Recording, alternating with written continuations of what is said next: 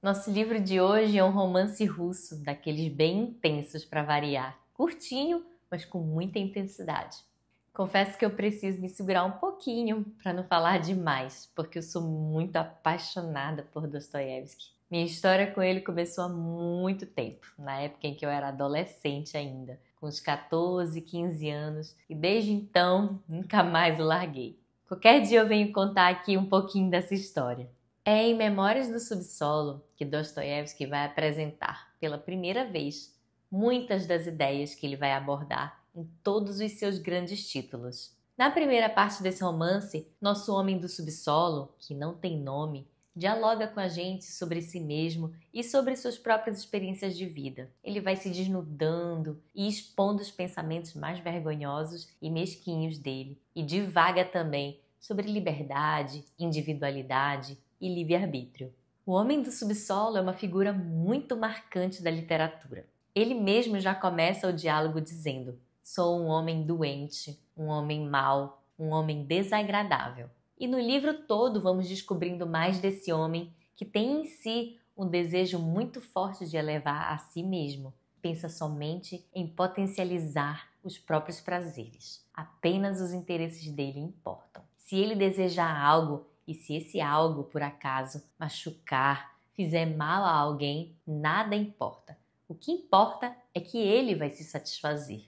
Ele mesmo diz: pode o mundo cair em pedaços, desde que eu possa tomar meu chá todo dia. Na segunda parte do livro, nós o vemos 20 anos atrás. Assistimos nosso homem do subsolo num movimento quase autodestrutivo, rejeitando pessoas, prejudicando a si mesmo para provar a liberdade, sendo incapaz de reconhecer, de aceitar o amor quando lhe é oferecido. Esse homem tem um certo prazer em ser desprezível, egoísta, contraditório. E como eu falei, ele vai se desnudando e vai descendo os degraus da própria consciência até chegar no seu subsolo psíquico, mostrando todas as obscuridades da alma. E por falar em subsolo psíquico, essa obra é feita mesmo de muitas camadas. Não somente camadas do personagem em si, mas do romance como um todo. À medida que o personagem vai sendo descascado, o romance também vai progredindo na profundidade dos temas que vão sendo apresentados. Memórias do Subsolo não deixa de ser uma espécie de confissões de um narrador. Ele expressa suas mágoas, seus ressentimentos, suas incapacidades, diz que não foi digno nem de se tornar um inseto. É um cara que perdeu totalmente o encantamento, o deslumbramento pela vida. É como se o mundo tivesse sido cruel com ele e ele reage a isso tentando se embrutecer, tentando ser mais desagradável ainda e também se justificando da forma mais bizarra possível. Nietzsche depois vai escrever o que parece ser uma discreta referência ao homem do subsolo no seu livro Humano, Demasiado Humano, dizendo que até mesmo o indivíduo moderado e discreto pode se tornar brutal, porque para a estupidez nada mais há do que um punho fechado. Todo mundo que um dia já se interessou por Dostoiévski já deve ter lido sobre sua condenação à pena de morte e sobre o fato de ele ter sido salvo minutos antes de ser executado e que depois teve sua pena comutada a trabalhos forçados na Sibéria. Esse acontecimento talvez seja o que mais tenha influenciado a obra de Dostoiévski. Claro que tem a questão do vício em jogo, as doenças dele e da esposa, a morte dos filhos. Inclusive, morte de filhos é um tema recorrente. E em Irmãos Karamazov, por exemplo, tem uma cena muito tocante, muito bem descrita, de uma mãe lamentando a morte de um filho. Mas, como eu dizia, é inegável que a experiência na prisão tenha sido fundamental para moldar Dostoiévski como ele é. Inclusive tem um livro dele sobre isso, Recordações da Casa dos Mortos, ou Memória da Casa Morta, dependendo da tradução, que eu tô doida para vir comentar ele aqui. Joseph Frank, considerado um dos maiores biógrafos e estudiosos de Dostoiévski, diz que Dostoiévski saiu desse exílio com duas verdades. A primeira era de que a psique humana, fossem quais fossem as circunstâncias, jamais abdicaria do desejo de afirmar sua liberdade. E a segunda era de que a moral cristã do amor e do autossacrifício era uma suprema necessidade tanto para o indivíduo quanto para a sociedade em geral. Inclusive, comentei um pouquinho a respeito desse autossacrifício em um vídeo de Crime e Castigo aqui no canal.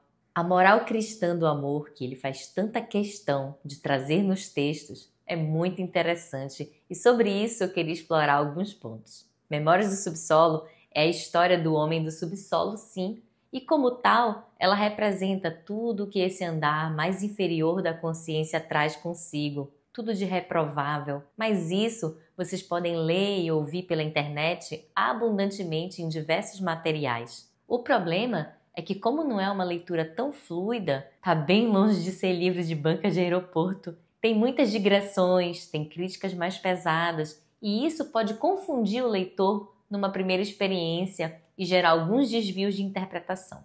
Memórias do Subsolo e Irmãos Karamazov, em especial, são as obras em que, para uma leitura mais descompromissada, Dostoiévski é facilmente taxado de existencialista. E realmente tem muitas discussões existencialistas em toda a obra dele, mas ele é totalmente contra o existencialismo enquanto escola filosófica. Outros também afirmam que ele era ateu, baseado nos fortíssimos personagens ateus que ele constrói, principalmente quem chega de cara em Irmãos Karamazov, por exemplo. Não sei se isso pode ser uma decepção para vocês, mas Dostoiévski é tudo menos ateu. O que eu quero dizer é que não somente nesse título, mas em quase toda a obra dele, é impossível não se esbarrar na figura divina. Dostoiévski é cristão, gente, e na minha opinião, um dos mais classudos que a gente tem. Como eu disse, como ele constrói argumentações muito bem elaboradas, muito bem exploradas de personagens ateus, como ele trabalha tudo isso de forma extremamente primorosa, fervorosa, algumas pessoas chegam a interpretar que ele próprio é ateu. E é curioso porque você vê muita gente apreciando Dostoiévski por achar que ele defende coisas que, na verdade, ele condena totalmente. Por isso não é raro que um personagem ateu ou nihilista, por exemplo, acabe sofrendo as consequências das próprias convicções. As pessoas também gostam de citar a simpatia que o filósofo Nietzsche depois vai nutrir por Dostoiévski. E aí se confunde alhos com bugalhos, achando que os dois estão falando sobre a mesma coisa. Apesar de Nietzsche realmente ter sido muito fã de Dostoiévski, eles não compartilham dos mesmos ideais. O homem do subsolo sofre profundamente pela sensação de não pertencimento. Sente necessidade de ser enxergado, notado, de ser, de certa forma, aceito. E nessas tentativas de ser visto, ele se coloca diante de situações bem constrangedoras, como no caso em que ele se encontra com amigos que estudaram com ele na escola. 3 amigos dele pretendiam dar uma festa para um outro amigo em comum que o homem do subsolo odiava. O homem do subsolo, louco por atenção, se autoconvida para a festa e os outros, sem saber dizer não, aceitam. E aí, como já era previsto, a festa é uma coisa bem humilhante. Todo mundo chega atrasado, mudam o horário da festa sem aviso para despistar ele, excluem ele da conversa, mas ele continua lá, fazendo o que sabia de melhor, ser desagradável. O herói do subsolo não conseguia se fazer notar. E como humilhação pouca é bobagem, ele vai até um prostíbulo, onde já tinha sido tratado com desdém no passado, e se vê de repente em uma situação que não esperava. Lá, ele encontra uma jovem chamada Lisa, que fitava nosso homem do subsolo. Não baixava os olhos de jeito nenhum, nem mudava de expressão. E aí, o homem do subsolo se vê tomado de pavor. Agora, finalmente, ele estava sendo notado e descobriu o quanto isso era assustador. Ele, para disfarçar o desconforto de estar sendo notado, como se fosse um movimento de autodefesa, tenta ofender Lisa de todas as formas, mas ela não percebe que ele estava sendo cruel intencionalmente, que ele se achava muito superior a ela. Pelo contrário, Lisa interpreta que essa atitude dele era preocupação com ela e fica agradecida porque ela nunca teve oportunidade de experimentar a sensação de ter alguém se preocupando com ela. Depois, em outras circunstâncias, Lisa ainda encontra o homem do subsolo, flagrando ele em um dos momentos em que ele estava mais vulnerável, totalmente desarmado, sem máscaras. E quanto mais Lisa demonstrava amor, mais ele a odiava. E aqui eu volto ao que eu dizia antes sobre a moral cristã do amor, que Dostoiévski tanto escreve nas suas obras. Lembram também que eu dizia que os personagens sofrem as consequências das próprias convicções? Agora a gente junta tudo. Dostoiévski mostra que o homem do subsolo é absurdamente egocêntrico, egoísta e, como um bom egocêntrico, ele é sozinho, totalmente solitário. Não tem ninguém para compartilhar suas angústias, suas aflições, sua vida. Ele se achava muito superior a Lisa, mas na verdade, Lisa traz a lição amorosa com a qual ele não conseguia lidar.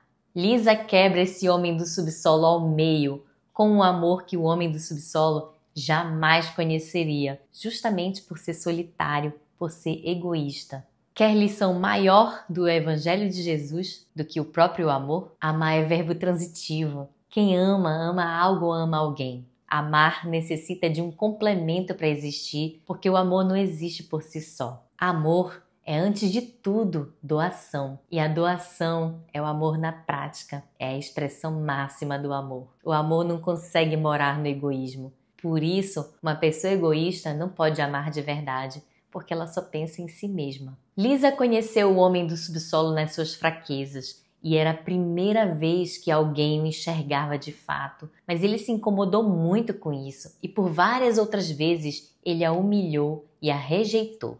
Lisa joga luz sobre o subsolo desse homem, e ele, justamente o homem que lutava para ser notado, paradoxalmente a repele. Ele não suportou a ideia de se deixar conhecer e sentiu vergonha de si mesmo.